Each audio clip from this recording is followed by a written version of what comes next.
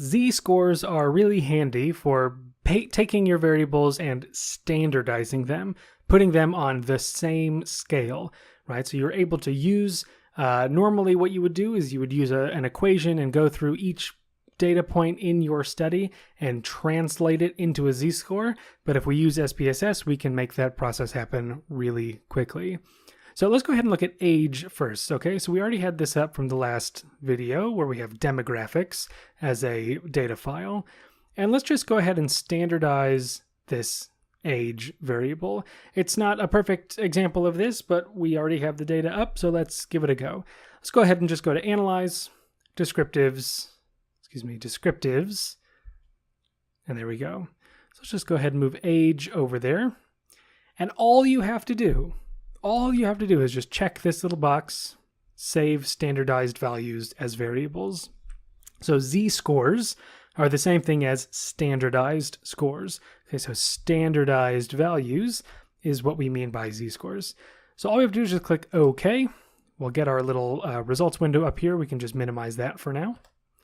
And you can see what appeared here is a new variable, Z age, which not surprisingly is the Z-scores for age. So if we know that the mean of age, let's go ahead and bring the output back up here for a second. We can see here that the mean was calculated as 20.5. Right, we know that this is a skewed distribution. We just saw that earlier in this, but let's just go with it for now. The mean is 20.5. So that means that all of these Z-scores show us how far away each person is from that mean. So let's go ahead and find someone who's really close. So looks like about the closest you get is this 0.18, right? You can see this person who's 20 years old has a Z-score of negative 0.18, right? And that's really close to 0, which means that this is really close to the mean. 20.5 is the mean. That person is really close to it. But if we go down here, this person has a pretty big Z-score, 2.77. That means that this person's age is quite a bit higher than average, quite a bit more than 20.5. All right, same thing. Let's go here. This one is negative, but pretty big, negative 0.92. That person is 18, so they're below the mean by quite a bit. All right, now the other thing to notice about the Z-score is, of course, we know that not only is the mean of all these Z-scores going to be 0, but the standard deviation is 1. Because what that means is anyone with a Z-score of 1 is 1 standard deviation above or below the mean. So here, when we looked at this 0.92, that person who's 18, that pretty much means that that is 1 standard deviation below the mean. 0.92, if we just round that up to negative 1, that means this person is about negative 1 standard deviation from the mean.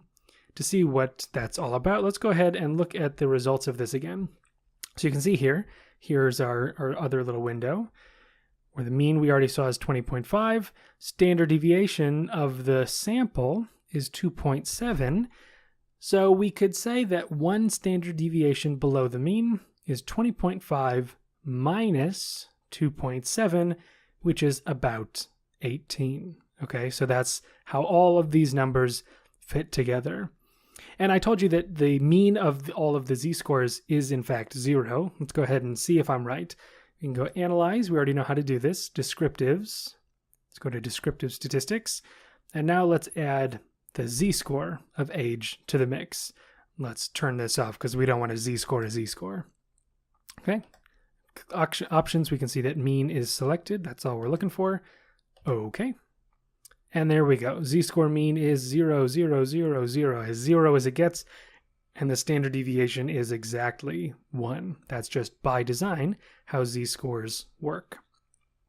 So that's about all that it takes to Z-score a variable. You just go up to Analyze, Descriptive Statistics, Descriptives. Let's go ahead and reset this for now.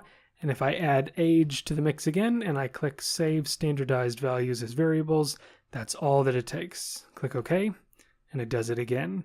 Now, be careful though, because it really does do it again. Every time you do this, it just adds and adds more variables, even though they're all the same amount of information. So if you're in a case like this and you need to delete a variable, you can just right-click on the variable name up here and click Clear. Or we can go to the variable view and do the same thing. Let's go ahead and just right click on that whole thing. Number 6 is going to say this is the whole row, and clear that, and it goes away. Okay, so that's how you delete variables from there. And that's all it is. That's all it takes. That is a Z-score.